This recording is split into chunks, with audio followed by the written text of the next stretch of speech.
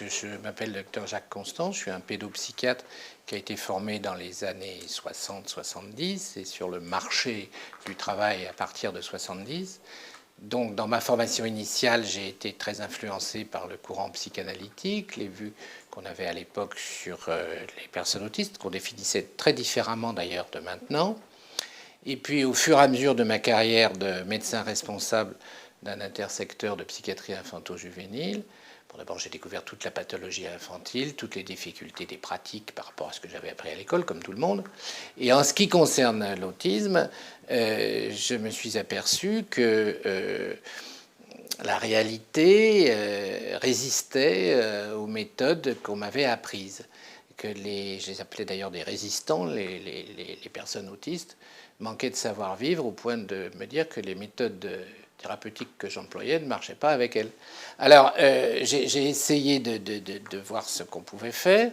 Et à ce moment-là, à un moment de ma carrière, j'avais déjà pas mal roulé, j'ai rencontré Catherine Milsan, qui est venue comme praticien hospitalier dans le service que je dirigeais à Chartres, où je suis resté chef de service 35 ans.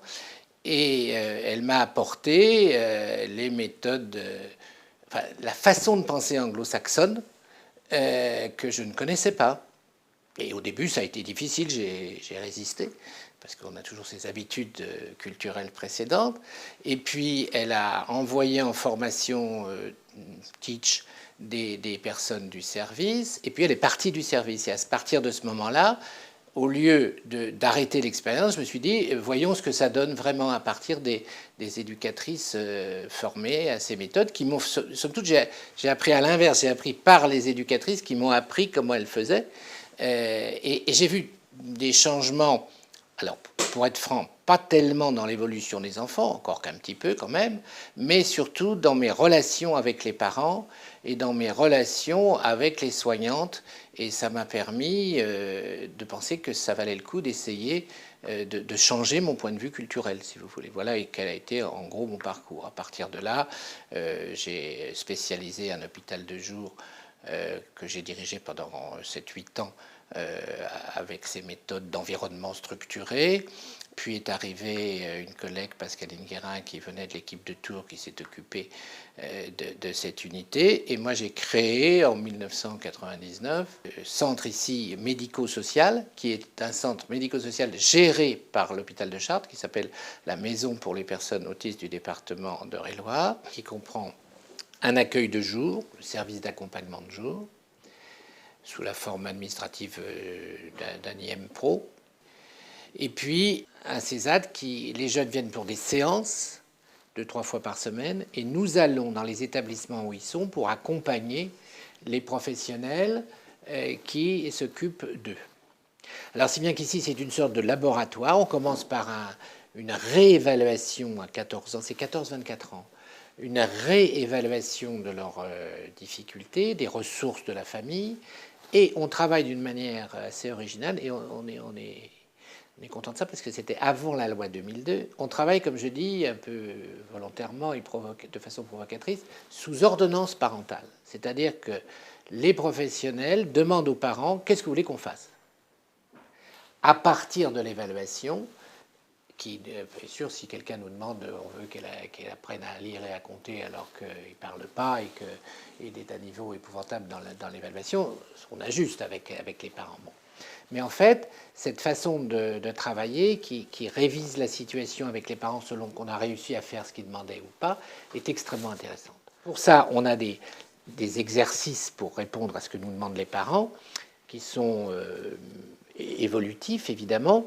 On a le travail en apprentissage interactif et développemental pour les sujets qui ont besoin d'être stimulés. Ça se rapprocherait, on va dire, de l'ABA dans la mesure où on stimule, et on fait ça par coordination œil-main. Bon, vous avez filmé un exercice avec Justin, c'est pour un accompagnement stimulant.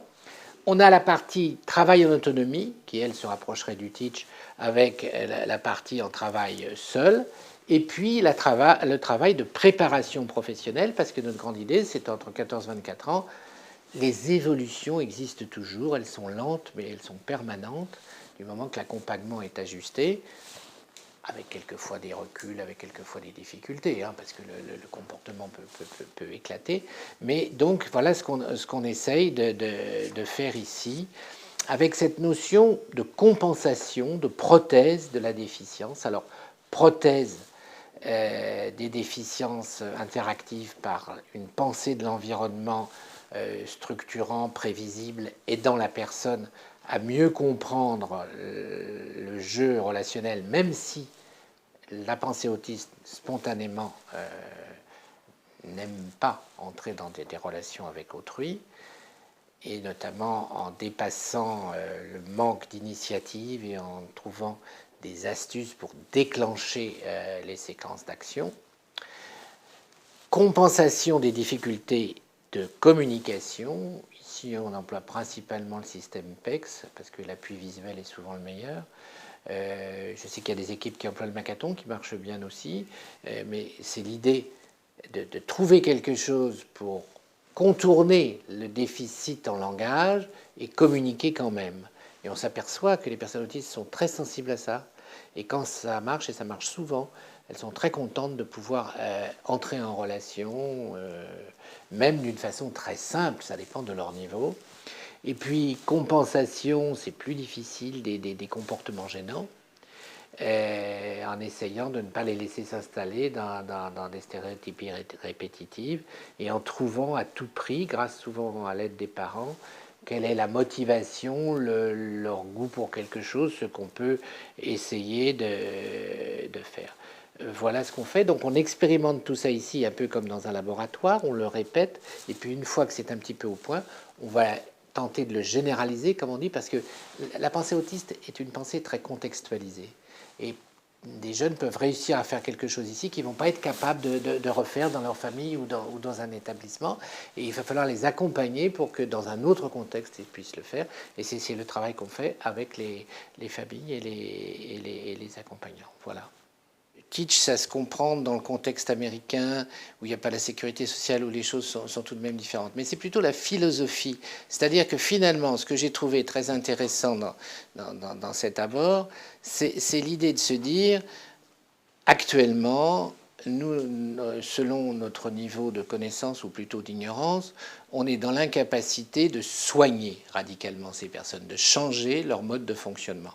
En revanche, on est capable de mieux les accompagner, de mieux les aider à vivre dans notre société et à ce qui quitte ce que j'appelle le pays de l'autisme, c'est-à-dire le pays autiste, c'est-à-dire le pays qu'ils habitent, eux, du fait de leurs troubles. Et c'est cette philosophie que je trouve intéressante parce que elle essaye de comprendre, de se rapprocher du fonctionnement des personnes, et puis ensuite de les amener, en s'appuyant sur leur fonctionnement, en respectant leur fonctionnement, à fonctionner dans notre propre univers.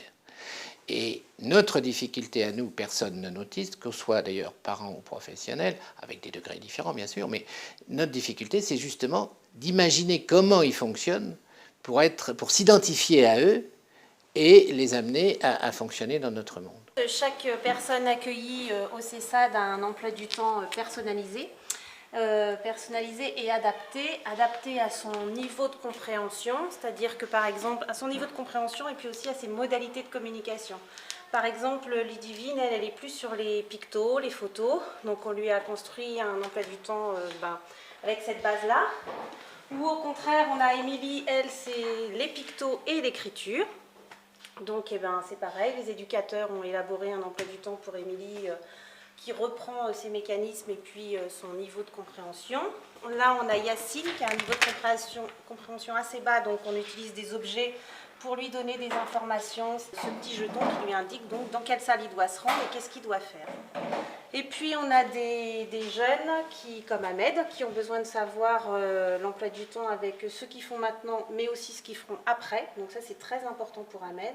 Tout ça on l'a repéré au préalable en amont lors de notre bilan d'évaluation des ressources. On essaye aussi de s'appuyer sur les ritualisations des jeunes. Par exemple, Mehdi, lui, à l'IME, il dit toujours c'est fini, c'est fini, c'est fini.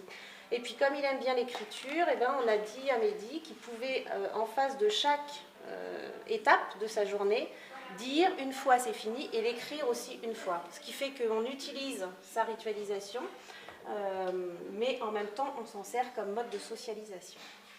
Donc il y a des personnes autistes, des adolescents qui ne supportent de voir qu'une information les unes après les autres, ou au contraire on a Antoine qui doit absolument voir à la fin de son emploi du temps qui rentre en taxi. Donc voilà, on se base et on s'appuie sur tout leur fonctionnement, toute leur singularité pour essayer de construire des outils qui vont leur permettre de participer au mieux aux activités de la maison des personnes autistes. Et puis très souvent dans les structures, c'est la personne autiste qui revient à son emploi du temps. L'emploi du temps est fixe. Or, nous, on a essayé de construire ces emplois du temps comme des prothèses. Et en fait, ça leur sert vraiment, vraiment de béquille. Donc, en fait, dans toutes les salles, il y a des barres aimantées. Voilà, par exemple, Émilie, là, elle doit se rendre en salle collation. Eh bien, hop, elle trouve dans la salle collation une barre aimantée. Et jusqu'à ce qu'elle ait pris sa collation, elle va pouvoir lire de façon permanente ou s'informer de façon permanente sur ce qu'elle est en train de faire et sur ce qu'elle fera après. Donc voilà, c'est vraiment conçu comme une prothèse et comme une béquille, puisqu'on dit que les personnes autistes n'ont pas accès à tout ce qui est les concepts du temps, de l'espace et encore moins du langage. Donc nous, on a voulu compenser un petit peu ce handicap-là en construisant des outils. La question, c'est de changer notre point de vue, de changer nos représentations. Et c'est la chose la plus difficile pour une personne, pour n'importe qui, de changer ses représentations. En particulier, les représentations de l'idéal professionnel. Quand on est formé pour être médecin, par exemple, on est formé à guérir. Accepter l'idée qu'on ne va pas guérir, mais qu'on va seulement compenser des déficiences, compenser des situations, aménager des situations pour qu'elles soient moins handicapantes pour la personne, compenser des déficits en communication par des procédés de communication qui ne passent pas par le langage. Ça se comprend très aisément intellectuellement, mais c'est beaucoup plus difficile à appliquer, à transformer dans la réalité.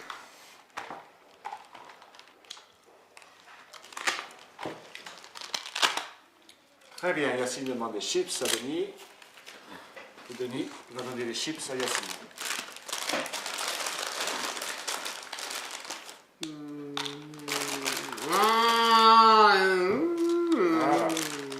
Bon, il se trouve que j'étais dans les premiers des pédopsychiatres à le faire, mais l'important, c'est de voir qu'actuellement, dans de très nombreuses IME, on fait cette méthode, de très nombreuses équipes pédopsychiatriques, je dirais, on y réfléchit, on est en train d'évoluer. Ça ne veut pas dire que ce que nous a apporté la psychanalyse est à jeter au panier, parce qu'elle nous a apporté beaucoup de choses aussi, et sur la compréhension, en tout cas bien sur la compréhension des difficultés que les personnes autistes nous posent à nous.